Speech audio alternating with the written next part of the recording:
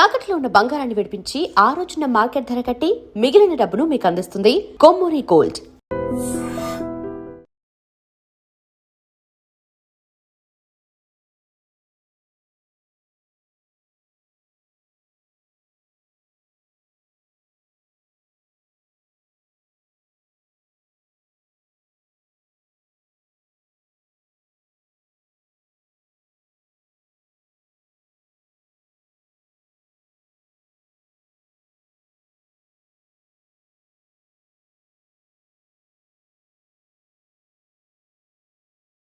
Sir అసలు అది అంటే కృష్ణరాజు గారికి ఎవరైనా వస్తున్నారని తెలిస్తే ముందు వచ్చి గుమ్మం దగ్గరికి వచ్చి వాళ్ళని ఏమో పలకరించి లోపలికి తీసుకెళ్ళడం, మళ్ళీ వెళ్తున్నప్పుడు కూడా బయట వరకు వచ్చి అంటే ఇది చూసి అందరూ అలా ఫీల్ అవుతున్నారు అనమాట. కృష్ణరాజు గారు మమ్మల్ని లోపలికి ఆహ్వానిస్తున్నారు అని. ఆ తర్వాత పెళ్లి కార్డులు కూడా ఫ్యాన్స్ అందరూ తీసుకొచ్చి అక్కడ పెట్టి సార్కి చెప్పి అక్కడ ఫోటోలు తీయించుకొని వెళ్ళటం ఎంత అసలు రియలిస్టిక్ గా కుదిరింది. ఎంత బాగా పిఠాపురం వాళ్ళది, వాళ్ళంతా తరతరాల నుంచి కృష్ణరాజు గారి అభిమానంతో ఎవరూ నమ్మట్లేదు. ఎక్కడో ఏంటో మనం మేడం తెచ్చాడు అక్కడ చేస్తారు అసలు, అలాంటి మన వాళ్ళు ఎంత గొప్పగా చేశారంటే గ్రేట్ అని అందరూ చెప్పడం.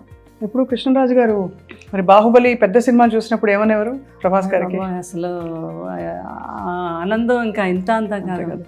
ఇక్కడ బాహుబలి ఫోటో చూసి నేను అది ఫ్యాన్స్ అందరూ ఇస్తూ ఉంటారు, అది వాళ్ళు పాపం డై హార్ట్ ఫ్యాన్స్. మీరు వాజ్పేయి గారితో ఉన్న ఫోటో?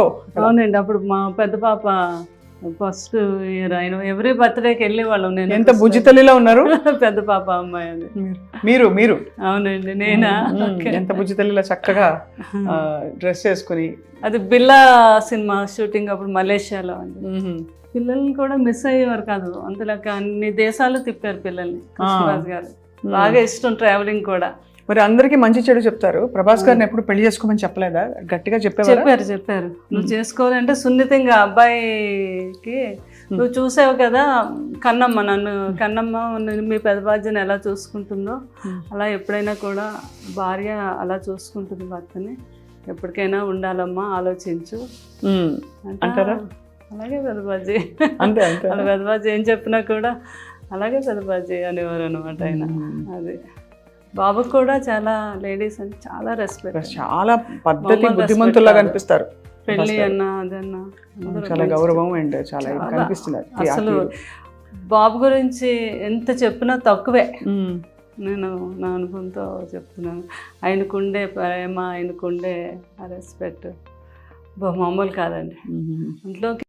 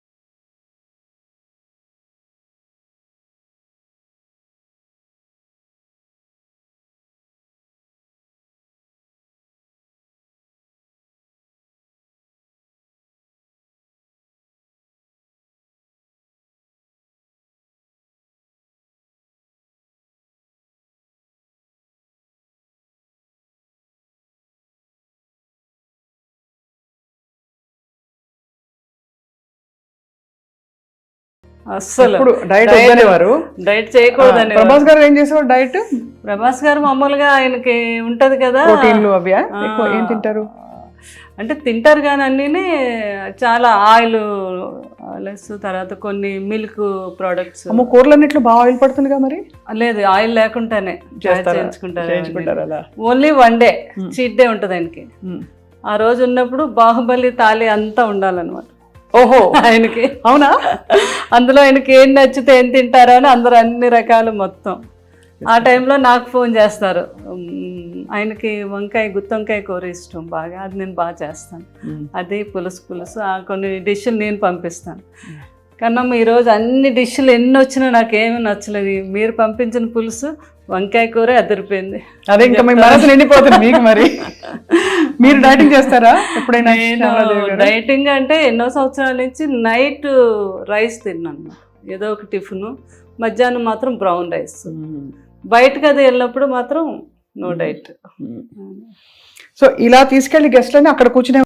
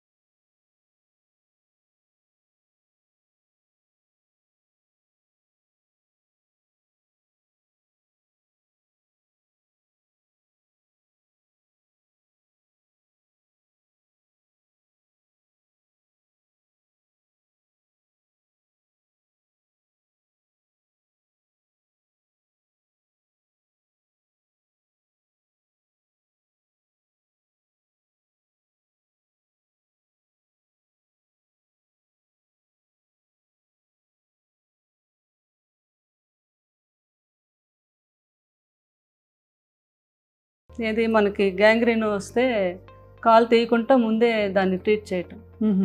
దాని కృష్ణరాజు గారు అన్నారు, మీరు ఎక్కడో లండన్లో చేస్తున్నారు కానీ మన ఈ ప్రాంతాల వారు అంతా లండన్ రాలేదు, అది కాస్ట్లీ వైద్యం కూడా, మన ఇద్దరం కలిపి ఒక ట్రస్ట్ పెడదాం, ఎవ్రీ ఇయర్ నా బర్త్డే రోజు పెట్టుకొని మనకు సాధ్యమైనంత ఒక 2 ఆపరేషన్లు 4 ఆపరేషన్లు చేయిద్దాము అని. అలాగే సార్ ఇంతకన్నా మంచి ఇంకేముంటుందని యూకే ఇండియా ఫౌండేషన్ అని పెట్టాము. యు అంటే ఉప్పులపాటే మాది, కే అంటే ఎందుకు కవత్తల, వేణు కవత్తల కదా. యూకే ఎలాగ ఆయన యూకే నుంచి వచ్చిన డాక్టర్ యూకే అదే ఫౌండేషన్ అని పెట్టాము. తర్వాత ఏమో కృష్ణరాజు గారు అన్నారు, నేను అపోలోకి మాట్లాడతాను సంగీతారెడ్డి గారితో, మీరు 6 monthsకి ఒకసారి అపోలోకి కూడా వచ్చి చేయాలి ఆపరేషన్స్. మొత్తం అపోలో అందరితో మాట్లాడారు. ఇంత మంచి అవకాశం కృష్ణరాజు గారు సంగీతారెడ్డి గారు అయితే ఎంత మెచ్చుకున్నారు. ఆయన అపాయింట్ చేసి అక్కడ ఆయన గవర్నమెంట్తో పర్మిషన్ తీసుకొని ఈ రోజుకి వచ్చి ఇక్కడ వీళ్ళు ఒక 4-5 కేసులు ఉంటే ఆయనకి అక్కడ కాల్ చేస్తారు, అక్కడ ఆయన సెలవు పెట్టి వచ్చి హైదరాబాద్ అపోలోలో చేసి వెళ్తూ ఉంటారు. ఇప్పుడు మరి ఎవరైనా చేయించుకోవాలంటే ఆయన కోసం ఎలా అపోలోకి వెళ్ళాలి? నేను మొన్న ఫస్ట్ కృష్ణరాజు గారు 1 year దానికి ఫస్ట్ టైం మొగల్తూరులో పెట్టాము మేము. ఇది చాలామంది అన్నారు జ్వరాలకి క్యాన్సర్లు ఇవన్నీ అయితే వస్తారండి, ఈ కాళ్ళు ఇవన్నీ ఎవరు రారు, మీరు పెడుతున్నారు ఎందుకు, బాగా జరగదు అని అన్నారు. లేదు మా పెద్దమ్మాయి మేము అక్కడ ఊర్లో డాక్టర్ వర్మ గారు అని ఆయన వేణు గారు కోఆర్డినేట్ చేసుకొని నేను ముందుగా వెళ్ళిపోయి అన్ని ఛానల్స్కి అన్నిటిలోని ఒక ఆటో పెట్టి మొత్తం ఒక 3 రోజులు మళ్ళీ దీని మీదే ఇలాగ షుగర్ మీద చాలా డేంజర్, ఎవరికి ఏ ప్రాబ్లం ఉన్నా ఫలానా తారీఖు మేము అక్కడ చేస్తున్నాం ఈ వైద్యం, లండన్ నుంచి డాక్టర్లు వస్తున్నారు అని చెప్తే ఆ రోజు 2000 people వచ్చారు. బాబా చాలా బాగా అరేంజ్ చేసాం మేము. అక్కడికక్కడే 20 మంది డాక్టర్స్ వెళ్ళాం. వేణుగారు ఇంకొక 2 డాక్టర్లు లండన్ నుంచి వచ్చారు, మాకు తెలిసిన ఒక డాక్టర్ దుబాయ్ నుంచి వచ్చారు, అపోలో వారు 4 డాక్టర్లు పంపించారు. ఇలా అంతా కలిపి 20 మంది డాక్టర్స్ అయ్యారు. చాలా అద్భుతంగా జరిగింది. ఫస్ట్ టైం కృష్ణరాజు గారు బర్త్డే రోజు January 20 చేసాము. అక్కడ ఒక 5-6 ఆపరేషన్స్ అక్కడే చేసేసాము. ఉన్న వాళ్ళందరికీ అక్కడే ట్రీట్మెంట్ చేయించేసి మందులు అన్నీ ఇచ్చాము. తర్వాత లేని వాళ్ళందరినీ అపోలోలో చేసామండి. దాన్ని ఇంకా పెద్దగా ఈ సంవత్సరం రేపు జనవరిని కూడా ఇది కంటిన్యూ చేస్తాం. యూకే ఇండియా ఫౌండేషన్ మీద చేయించుకోదగిన వాళ్ళందరికీ కూడా మన అపోలోకి మీరు కూడా చెప్పచ్చు ప్రేమ, అది స్వప్న గారు. ఎందుకంటే మీ అందరికీ తెలుసు ఎంతోమందికి తీసేశారు కాళ్ళు ఆ షుగర్ మీద. అయ్యో తెలుసండి, అవును మీకు తెలుసు కదా ఆ ప్రాబ్లం. అది మనం ఫస్ట్ టైము ఇండియాలో మనం చేయించింది మొగల్తూరులో. చాలా గొప్ప విషయం, అది మీరు కొనసాగిస్తున్నారు. ఇంకా బాగా కొనసాగించాలని గొప్ప వాళ్ళ సంకల్పాలు అలా కొనసాగుతాయి ప్రపంచంలో. మీ వంటి వారు ఆయన సహధర్మచారిణిగా నడిచారు కాబట్టి తప్పకుండా మీ ద్వారా చాలా మంచి పనులు వారి స్మరణలో జరుగుతాయని చెప్పి కోరుకుంటున్నాను. Thank you very much. మీ అందరికీ కూడా బాగుండాలని నా ఆశీస్సులు, కృష్ణరాజు గారి ఆశీస్సులు ఎప్పుడు మీ అందరికీ ఉంటాయి. కృష్ణరాజు గారి అభిమానం అనుకున్న ప్రతి ఒక్కరికి కూడా లైఫ్ లాంగ్ కృష్ణరాజు గారి యొక్క ఆశీస్సులు ఎప్పుడూ ఉంటాయండి. అందరూ బాగుండాలి. థ్యాంక్ యూ సో మచ్ శారదాదేవి గారు. Thank you very much.